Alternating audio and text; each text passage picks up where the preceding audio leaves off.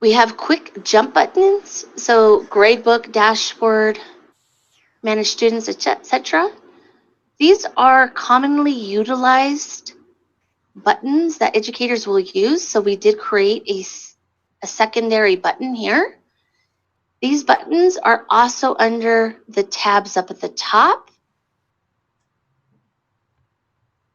but it does just give you quicker access to where you just need to get going to. At the very end, I'm going to view the calendar just to make sure you guys have your calendar set up.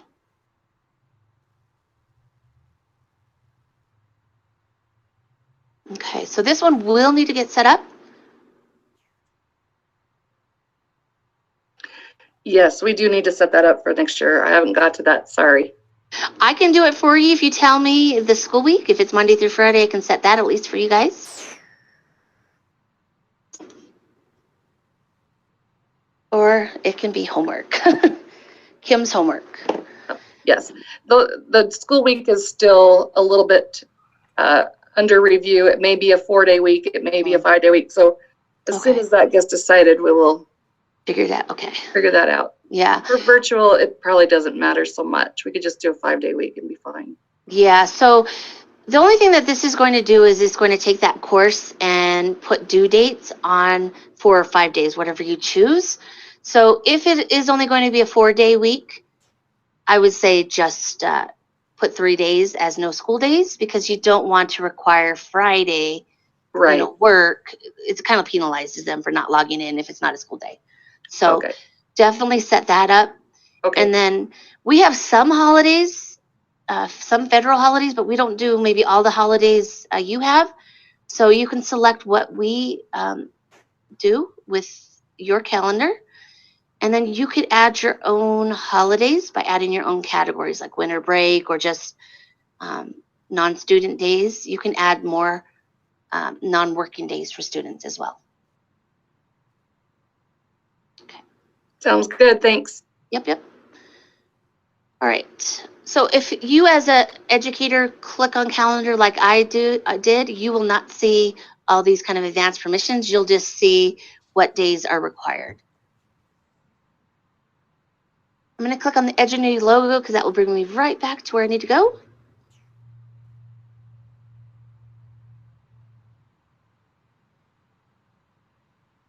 Sorry, guys, I'm going to make a short detour.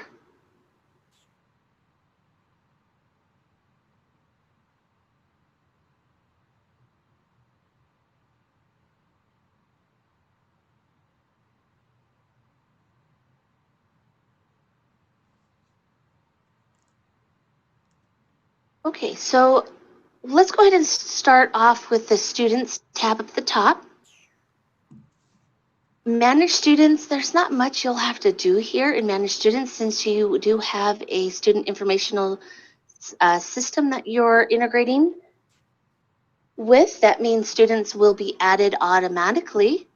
So you don't have to worry about adding students, but just know Manage Students is the location for all the students in the school.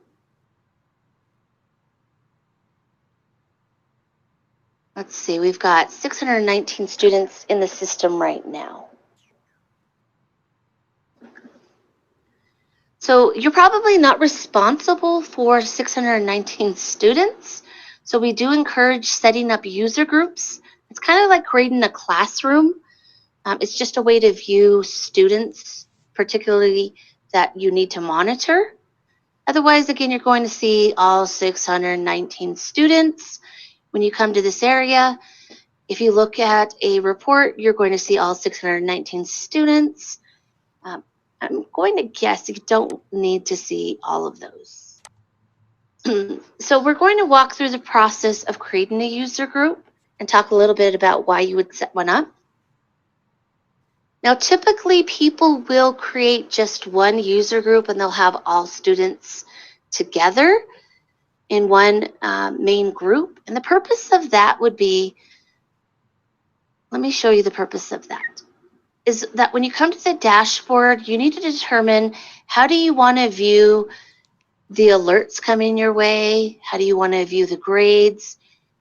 Because when you first come in, you're going to see all 619 enrollments. And if students have 2 courses, you're going to see 1,200. If they have got 4 courses, you're going to see 2,400 enrollments. Okay. What you'll need to do is set up the user group so that when you're here at the dashboard, you're only seeing the user group you need. Okay. Otherwise, this dashboard will not be very relevant to you, and you'll be clicking through pages and pages of information. So you'll need to think about, how do you want to set up a user group? Do you have different subjects and you want to create a user group for each subject? Do you have students all in one subject and you just want to make one large user group so that you see them all on the same page? Our online instructors will be assigned 30 students, so it will be by student. Mm-hmm. Yeah.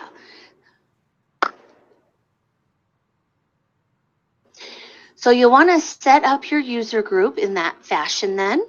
And what will happen is once you sort here for user group. Can I back up 1 second? Mm-hmm. We have 2 groups of types of teachers here in this training. Some are our online instructors. They will be assigned a group of 30 students. Some are our teachers of record that will be the expert back end working as needed with students that are having questions and things. And those teachers will be by subject. So we have a little bit of both here. Yeah. So think about your scenario and think about what makes sense for you. If you wanted to come and look at reports, would you prefer to look by maybe a subject area? You do have the ability here to also search by subject. So you could put all the students in one group and then put on a subject area like, let's say, math. And it would take all of your user group, and then you could just see all the math students. So think about that. It's not set in stone. You can always change it. Start off with what you think you'll need, and we'll at least create one user group today. You might not be able to add your students today, but we'll get started with at least naming the user group. Okay, so now that you kind of have the full picture of where we're going, we're back at Managed Students.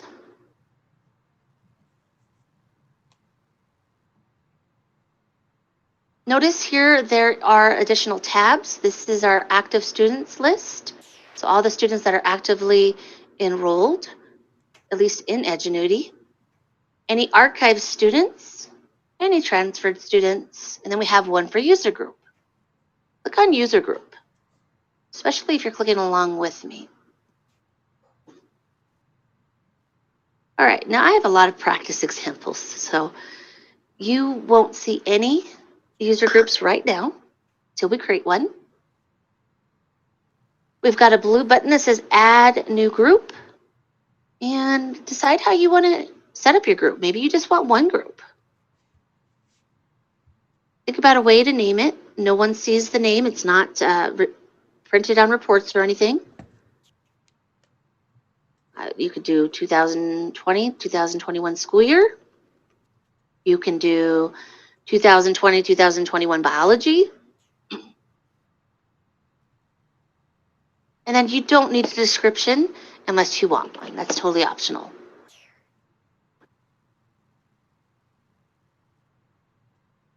All right, the user group has been added.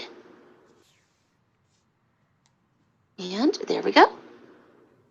Take a look and see if yours is populated.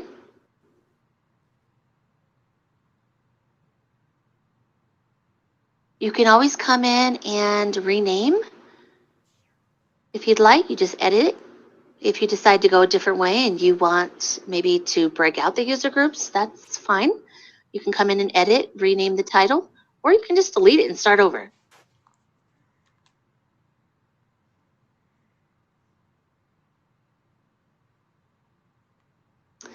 Okay, let's move on. Now we're on the user group tab. We're going to go back to the active student list. So what you would do is you would take your roster. Does everybody have their rosters and course lists? Or is that something that's going to come at a later time? Yeah, those are being worked on and updated. So they may have some, but they're not up to date all the way. Okay, so it's not something that you need to have done right now. It could be done the day before school, the day of. That's fine. At least you've got your name created for your user group. If you want to practice, you can practice maybe adding a student. So we can all select Tommy by clicking on the checkbox to the left. And we're all going to place Tommy into our user group. So students can be in multiple user groups. That is completely fine. Why would we want to have a user group? Yeah, so when we're in the dashboard, so when we have reports, you are going to populate with seeing the entire school and all of the enrollments. So it depends what your role is, whether you're a teacher of record or online instructor. If it works for you to search by a course name or a content area, you wouldn't need to. But if you want to just see those 30 students and not the 619 of them, you would want to be able to kind of fine tune this dashboard for what you just need to see. Okay, so facilitators would want to use this, but teachers of record wouldn't necessarily. It would be a lot easier for us to just go find the classes that we're in charge of. You could do that, or if you wanted to put all of the students in the classes you're in charge of into a group, you could do that. But you're right, you could search by course as well. Absolutely. This is going to give you a quick look beyond just one course. But if you're doing a single subject, absolutely, you can just search by course. Okay. If you want to see them all at once and all their subjects that they're in, definitely create a user group.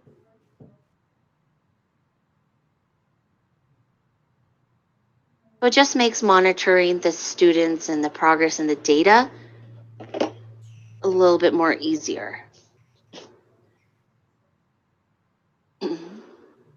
Okay, going back to manage students. Thank you for asking that. And you might, by the time we talk about data and progress today and our next session, you might really be for user groups or really against it. So these next couple trainings will really help you determine if it's going to be relevant for your scenario. So if you want to practice making a user group, ideally what you would do is you would look at your roster. If you're going to select your 30 enrollments, 30 students, you could do it all at once. For today's purposes, though, I'm going to ask you, if you are doing this hands-on, to click on the checkbox next to Tommy. And you're going to notice a couple more buttons open. This allows you to kind of get into the progress, the students' attendance and session logs. It allows you to enroll students in courses. And it allows you to add students to your user group. So you've clicked on the button and you select the user group you want them to be in. And then you click on the plus icon, that's our enter button.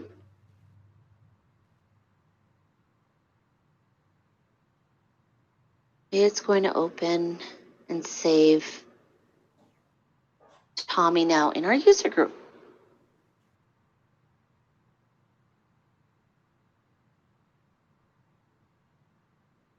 Okay. From all of the pages on the tabs and all the reports, you can sort by your user group now. So if you did put Tommy in your user group, you can filter. And now you've got a button for user groups. And now I can search for just that one user group.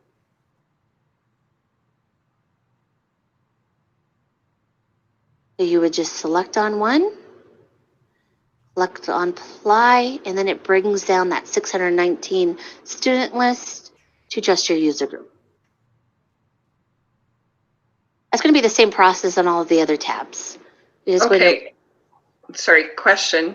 One of the things that I've struggled with in the past is there a quick way that you can look at the courses that you're actually assigned to or actually teaching? Or do you always have to do this kind of sorting of the very large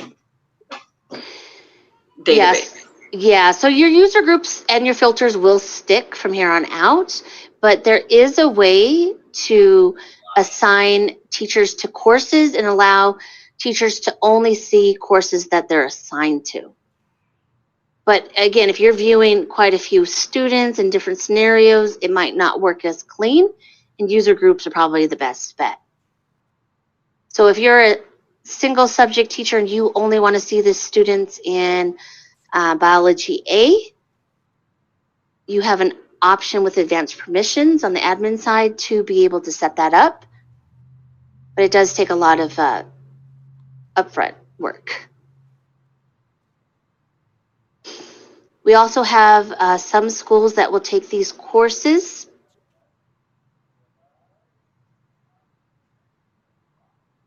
And the reason why we need user groups is because everybody's sharing the same course, right? So let's say we've got 100 students in Algebra 1A. Everybody's sharing that same course. We do have some schools that will duplicate this course, create a copy, and then add a teacher's name to it. And so that when they're in the grade book, when they're in the dashboard, they just look for the course with their name. But again, that only really works if you're a single subject teacher.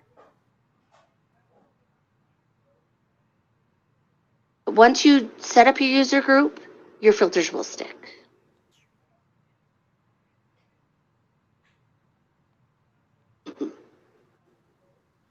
Okay, so I'm going to remove that X.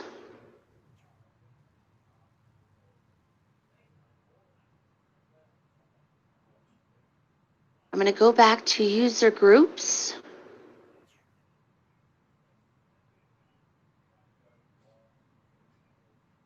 I'm going to go back to my one user group I just created and click on it. And at any time, I can remove that student from that user group. Your checkbox is your area that you can remove students from that user group. So yeah, it is a dynamic process. If you do get a new student, you do have to add them to your user group.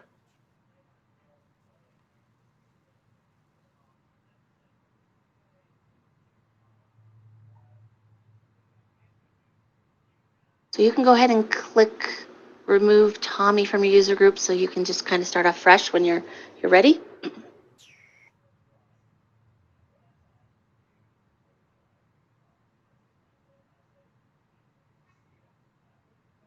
Okay. Does this group want to know any information about the automated progress reports for parents? That's something we'd like to go over today.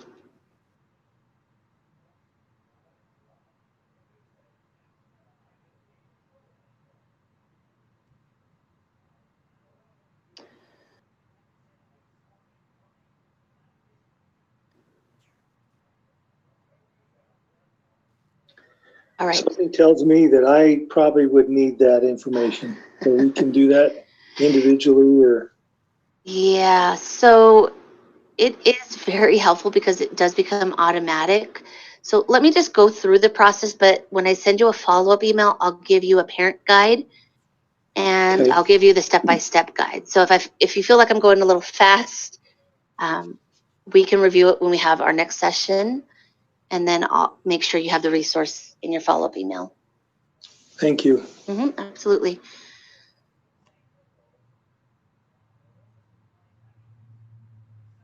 Right.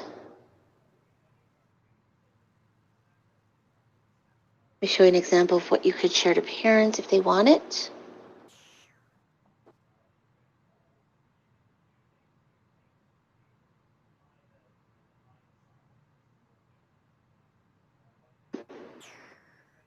So if you do go into the settings and set this up for weekly, the parents will get a report every Monday. You can see here there's an email with 3 courses listed. If the students have active enrollments, they'll be listed. It's going to give the overall grade and also the pacing. Remember, the overall grade shows how the student is doing with the content, but it's not the true story because you also have to have them stay on pace as well. So the parents will see what they should be at, the target, and where they currently are. I wouldn't be too concerned if something within maybe 5%. So this one has a difference of about 4%. This one has a difference about 3%. And this Latin course, the student is exactly where they need to be.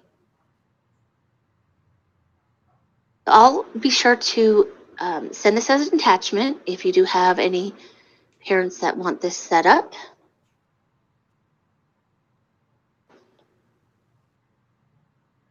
And once you have your user group set up, we have a couple things. It can be email addresses can be manually put in, or from the administrative level, the students can be imported on our side through our account manager.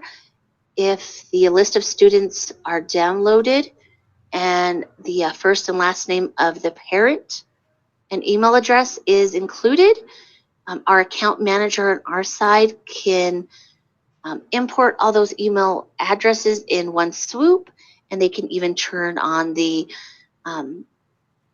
setup for the weekly progress report automatically on that side. So if that is something that you would like, it does take an import, or it could be done manually. Now the manual process works very similar. We talked about enrolling students in courses.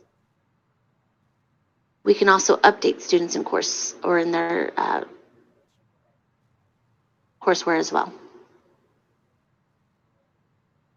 Again, this is more of a manual process. Otherwise, you can get directions from the account manager where we fill it out more on a spreadsheet.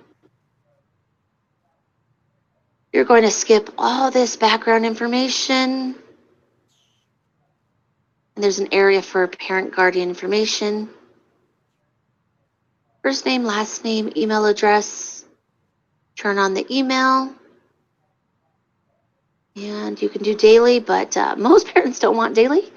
So weekly might be your best bet. And we also have a family login, so a family portal. So if you do have a few parents that want to actually log into the program and see, attendance and session log and progress at a deeper level, you can enable that and they will get an email that will help get them started on that process. Okay, that's it. You can save it. If you want to add another parent, you could. And then update the student.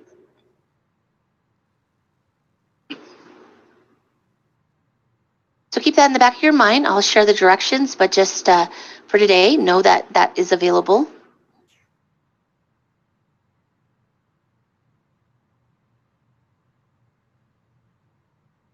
All right, I'm going to go back to manage students again.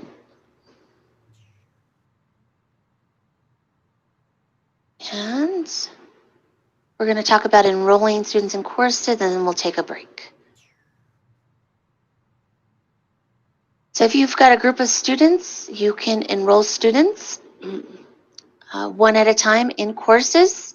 If you've got the enroll students in bulk, that means you can enroll several students at once in the same course. That is an advanced permission. So if you come in here and you select on 2 students and you don't have the enroll in courses button, that means we need to turn that on in bulk for you. Now I have more of an admin type account, so I have enroll in courses for more than one student. So, Kim, are we going to have it already set up So the kids will already be enrolled in the courses that we're assigned to. Is that how it will work? Yes. Or will we need to do the enrolling ourselves? You won't need to do the enrolling as of this moment. We're planning to enroll all of our students as we assign them classes in the Okay. courses that they are assigned to. Nice. Okay. Kim, do you want me to go into how to do it more manually, or do you want to maybe save that for later? You Let's let me save know. that for later, because I feel like most of our teachers, that's not going to be necessary. Okay. Yeah, yeah. If you need instructions, just email me or we can meet again. All right. So that's it for the students. Really, everything related to the students account is under the students tab. And that's also where you take care of your user group. All right. Well, it's been quite a bit of time, an hour and a half. Let's take a break. Kim, how much time do you think we need? 5 minutes, 10 minutes? Yeah, let's take a 5-minute break. Okay. And just as